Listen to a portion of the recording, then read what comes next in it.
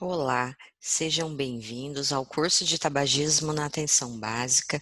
Este é o módulo 1, que irá abordar o tabagismo ativo, passivo e o panorama mundial e nacional. Este curso faz parte do conjunto de ações desenvolvidas pelo projeto de extensão Acenda a Esperança e Apaga o Cigarro, desenvolvido pelo curso de Medicina da Universidade Federal de Rondonópolis, na qual eu sou docente. Considerando então o público-alvo deste curso, eu gostaria de começar com o seguinte questionamento. Como profissional de saúde, eu preciso conhecer as evidências epidemiológicas relacionadas ao tabagismo?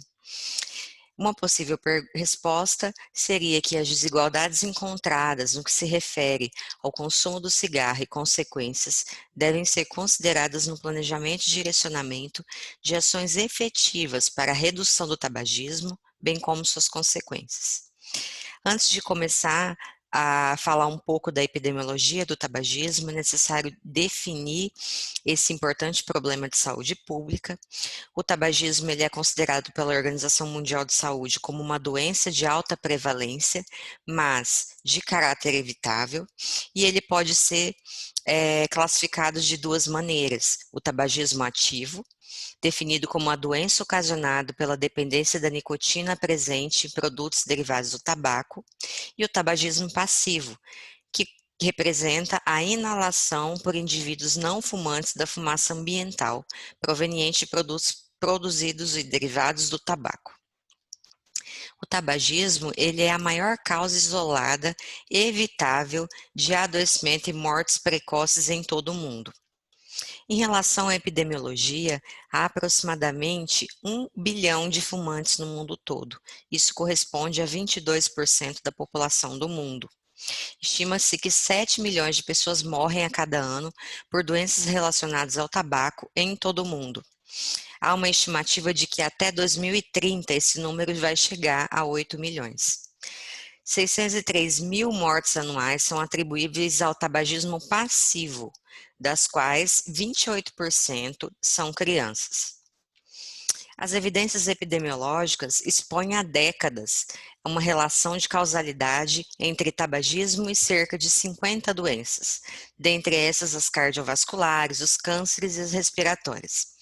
O tabagismo é considerado uma principal causa global prevenível de morbimortalidade.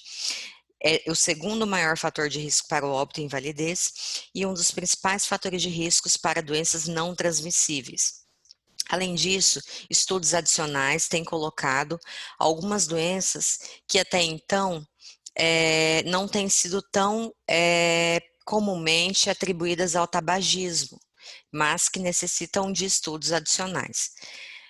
Estudo publicado aqui pelo Jornal Inglês de Medicina, a partir de dados de 5 estudos de coorte realizados nos Estados Unidos entre 2000 e 2011, ou seja, foram acompanhadas aí aproximadamente 421 mil mulheres e 532 mil homens com 55 anos ou mais durante este período, este corte no tempo de 2000 a 2011, e foram encontradas associações entre tabagismo e câncer de mama, de próstata e transtornos vasculares intestinais. Em relação aos ex-fumantes, esse estudo evidenciou que o risco relativo para cada um desses resultados diminui à medida que o número de anos deste abandono do cigarro aumenta. Então, quanto maior a quantidade de anos de abandono aí do cigarro, há um maior benefício para a população. Uma ferramenta disponibilizada aí pela Universidade de Washington, dos Estados Unidos, permite a estimativa do risco do tabagismo. Essa ferramenta, que traz aí a carga global de várias doenças, nela é possível estimar o risco de morte pelo tabagismo. E no mundo todo, como evidenciado aqui nesta figura, nós podemos ver frequências de risco aí, de morte, no Canadá, por exemplo, de 135 óbitos por 100 mil habitantes, na Rússia, 198 óbitos por 100 mil, Sérvia, apresentando uma estimativa de 278 óbitos por 100 mil, e o Brasil, 70 óbitos por 100 mil.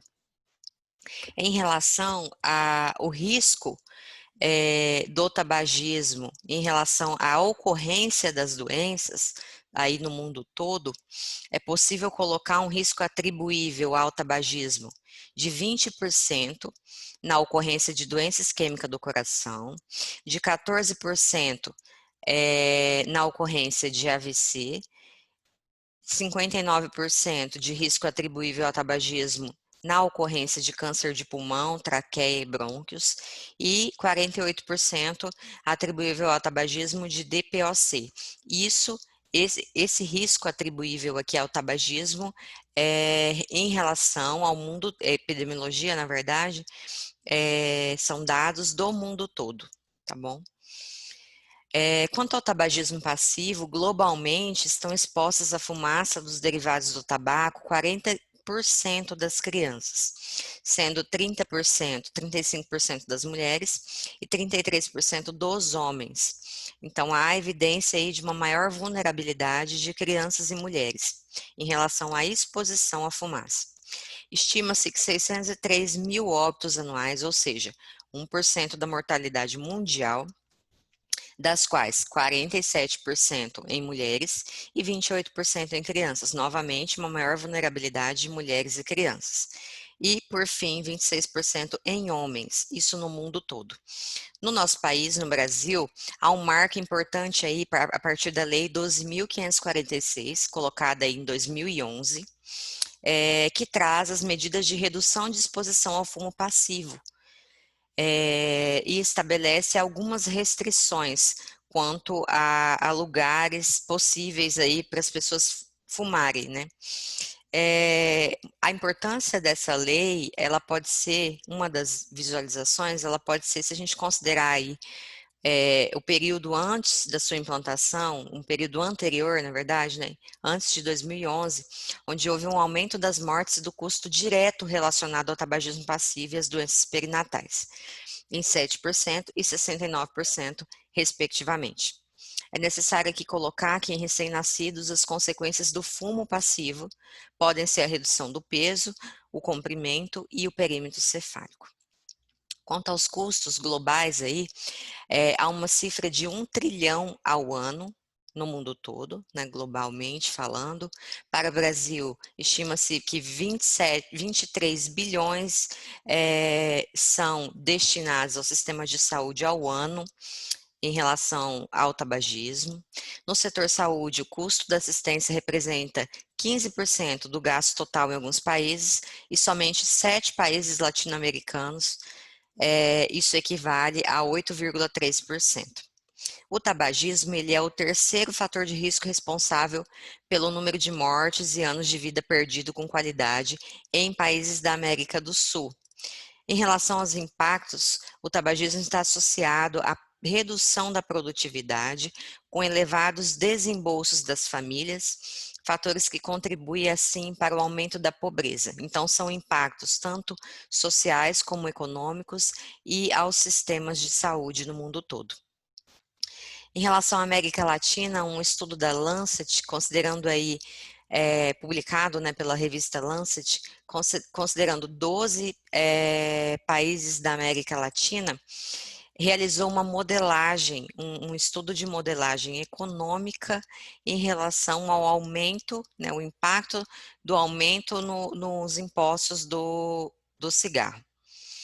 Neste estudo, foi estimado que aproximadamente 12% das mortes que ocorrem entre adultos é ocasionada pelo cigarro, sendo 2,2 milhões de eventos de doença, 8 milhões de anos saudáveis de vida perdido e 26 bilhões em custos médicos diretos anualmente ocasionados pelo cigarro. Em relação à estimativa econômica que foi feita a partir de um modelo estatístico simulado, estimou-se que um aumento de 50% no preço do cigarro por meio de impostos evitaria 300 mil mortes, 1 milhão de doenças, 9 milhões de anos de vida saudável, uma economia de 26 bilhões em custos de saúde nos próximos 10 anos, com um benefício econômico total de 43 bilhões. E ainda para acentuar ainda mais essa situação, as receitas fiscais, é necessário, então, colocar e dar a notoriedade de que as receitas fiscais da venda de cigarro, elas cobrem apenas 36% das despesas destinadas com saúde causadas pelo fumo.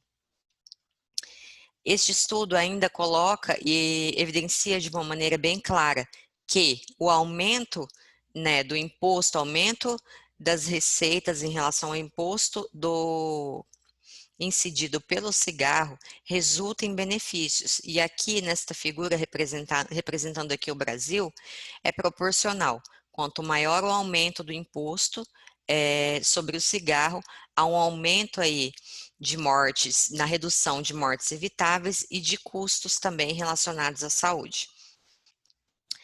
Em relação à epidemiologia no Brasil, aí considerando que o Brasil é um país de dimensões continentais, com diversidades sociais, econômicas e culturais, que podem repercutir nos padrões de consumo do tabaco, há diferenças importantes em relação às regiões do país, mas estima-se uma prevalência geral de 15% de pessoas que consomem o cigarro, variando aí de 5% nas capitais de Salvador, região Nordeste, a 14% em Curitiba, no Paraná, na região Sul. Porém, independente da região, a prevalência do tabagismo é maior em homem que em mulheres. Isso já é evidenciado em vários estudos que estimaram aí a prevalência, diferenciando o sexo. Ainda no Brasil, a prevalência entre homens estima-se que seja em torno de 18%, prevalência de tabagismo, e entre mulheres de 11%. É possível perceber isso a partir dessas duas representações aí gráficas, colocando a prevalência, que há uma maior prevalência aqui no sexo masculino, um maior pico com aumento aí da idade, principalmente aí entrando aí na faixa etária de 50 a 59 anos, e no sexo feminino é possível evidenciar uma menor prevalência e um maior pico aí da prevalência entre 40 e 49 anos. Em relação à renda, a prevalência de fumo foi inversamente proporcional à renda domiciliar neste estudo, sendo 18% entre os 20% mais pobres e 11% entre os 20% mais ricos. Então, estratificando aí a população em quintis de renda, sendo o primeiro quintil, o quintil mais pobre, há um aumento aí da prevalência do tabagismo neste quintil, no primeiro quintil, para ambos os sexos, tanto para o masculino como para o feminino. Esses dados apresentados são da Pesquisa Nacional por Amostra Domiciliar, a PNAD, realizada em 2008, que considera todo o território nacional. Em relação ao sexo e expectativa de vida, o importante dado é que mulheres fumantes têm uma expectativa de vida de 6 anos menos que as não fumantes, e para as ex-fumantes e não fumantes, a diferença é de 2 anos, 2,4, aproximadamente 2,4 anos. Homens fumantes e não fumantes perdem, respectivamente, de 6 a 2 anos de vida em relação aos não fumantes. Também há aí uma diferença em relação à prevalência do tabagismo quando a gente considera a ocupação, ou seja, o trabalho das pessoas. Esse estudo aqui intitulado Tabagismo no Brasil, Desigualdades Regionais e Prevalência segundo Características Ocupacionais, coloca aqui a prevalência do tabagismo em trabalhadores no Brasil é maior em pessoas que ocupam cargos com exigência de menor nível de escolaridade e maior esforço braçal. E colocando aqui em percentuais, a frequência do consumo de cigarro no Brasil chega a ser 2 vezes maior em trabalhadores agrícolas, representando aí 21%, e da produção de bens e serviços, reparação e manutenção, representando 21%, se a gente comparar com profissionais qualificados, né, com a qualificação maior em termos de nível de escolaridade, das áreas aí de ciências e artes, com uma prevalência de tabagismo de 9%. Em relação, então, se a gente for considerar entre dados aí, considerando uma série de tempo entre 2006 a 2018, há uma queda na prevalência do tabagismo para ambos os sexos e considerando também separadamente, masculino e feminino, possivelmente uma queda significativa entre estes anos. Estes dados são tabulados a partir do site da Organização Mundial da Saúde, tá bom? Um estudo aqui evidenciando a carga do tabagismo no Brasil estima em 2015 um percentual de 12% do total de óbitos ocorridos no Brasil ocasionados pelo tabagismo. O número de óbitos atribuíveis foi mais elevado em relação à DPOC, a doença pulmonar obstrutiva crônica, representando aí 74%, e câncer de pulmão, representando 78%. O tabagismo passivo e as causas perinatais totalizaram 18 mil mortes ao ano. Do total de câncer, 34% foram de pulmão, em relação aos ocasionados pelo tabagismo. Esses dados também são do Sistema de Vigilância de Fatores de Risco e Proteção para Doenças Crônicas por Inquérito Telefônico, o Vigitel. Ainda em relação aí ao aumento de impostos, um estudo utilizando aí uma modelagem econômica com estimativa de aumento de impostos aí, ele revelou que o aumento aí considerando aí um aumento de 25, três cenários na verdade, de 25, 50, 75, há benefícios em relação a exemplo aí das mortes evitadas. Se for um aumento de 25% quanto ao imposto do cigarro, o quantitativo de mortes evitadas seria de 68 mil aproximadamente. Considerando um aumento de 50%, esse número vai para 136 mil, e um aumento de 75%, um número de 204 mil mortes que seriam evitadas. Então, é necessário falar também, além da epidemiologia e nessa queda aí da prevalência do tabagismo, o que gerou essa queda, né? Que de certa forma contribui ao longo do tempo na queda dessas prevalências. No Brasil, há um fortalecimento dessas iniciativas de controle de tabagismo, assim como há em nível mundial. Diversas medidas regulatórias, elas foram implantadas e construídas ao longo do tempo, e aqui eu poderia citar a adesão do Brasil à Convenção Quadro para o Controle do Tabaco em 2006, a Lei de Ambientes Livres de Tabaco em 2014, o Plano de Ação e Estratégia para o Enfrentamento das Doenças Crônicas Não Transmissíveis, aí, que define também como meta a redução do uso do tabaco, e o Vigitel, como eu já comentei, que é um sistema de vigilância de fatores de risco, que também constitui uma ferramenta imprescindível para o monitoramento dos fatores de risco, incluindo aí como fator de risco o tabagismo. Então, dentre as ações, a política também nacional de controle do tabagismo, considerando como um dos mais abrangentes no nível nacional, que a gente pode aqui citar. Nessa política, há ações como a proibição da propaganda do tabaco, a obrigatoriedade das imagens de advertência nas carteiras de cigarro, as restrições ao fumo em ambientes fechados de uso coletivo, também como medida aí de tentativa de controle do tabagismo.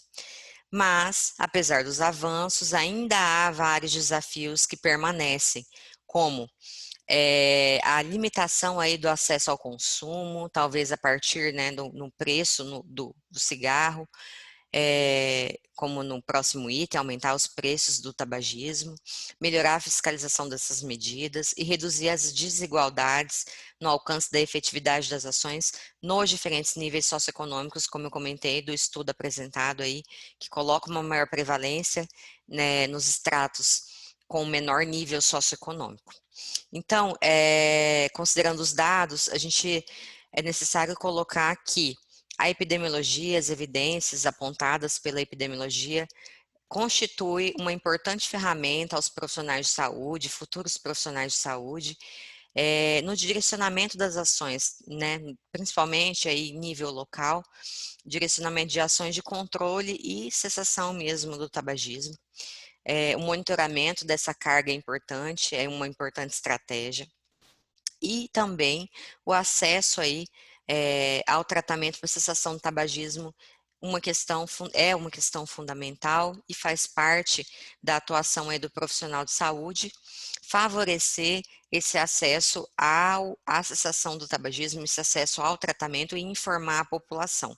Nós temos diversas ferramentas a favor para serem utilizadas na população, e uma delas é esse levantamento, os dados epidemiológicos que devem ser utilizados, essas evidências, as pesquisas que são publicadas, que devem ser consumidas pela comunidade acadêmica, pela população que atua diretamente, né, com esse tipo de com o público que fuma e também com os fumantes passivos. E eu gostaria de colocar principalmente aqui a importância, né, colocando todo esse resgate aí da epidemiologia ao longo do tempo, a importância da utilização dessas ferramentas, principalmente aí no âmbito da atenção básica. E é isso. Muito obrigada. Até breve.